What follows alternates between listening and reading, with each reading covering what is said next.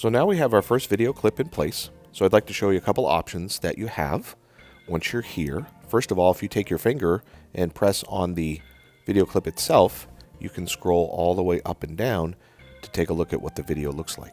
But I'm going to go all the way to the end of the video, and I'm going to press on the video clip just once, and then on the bottom you see that I have some options.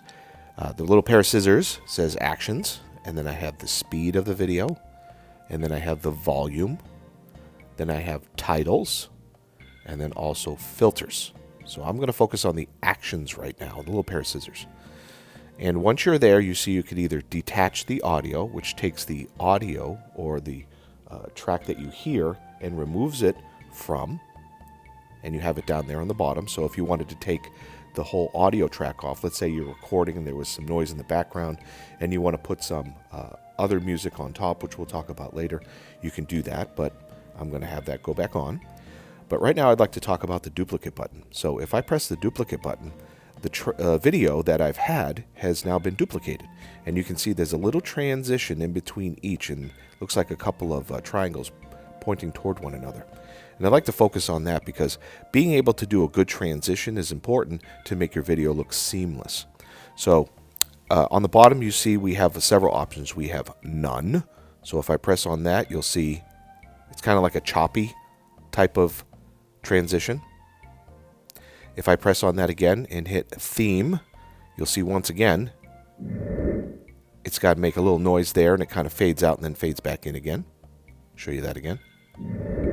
Okay. If I press on that again and hit dissolve, you'll see what happens.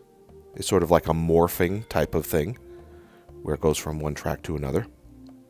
If I press on slide, you'll see that it looks just like it says. It's a slide that goes on top. If I press wipe, nice little thin transition, just wipes right over. And then finally fade, which it fades out a lot and then goes back in again. And fade is very similar to that theme one. But I also want to draw your attention to these numbers that are down here. You see these numbers here? If I go to dissolve, which is the one I use quite a bit,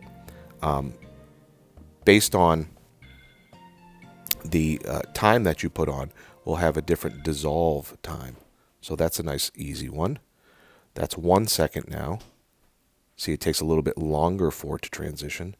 And then we have a second and a half, which is a little bit longer than there.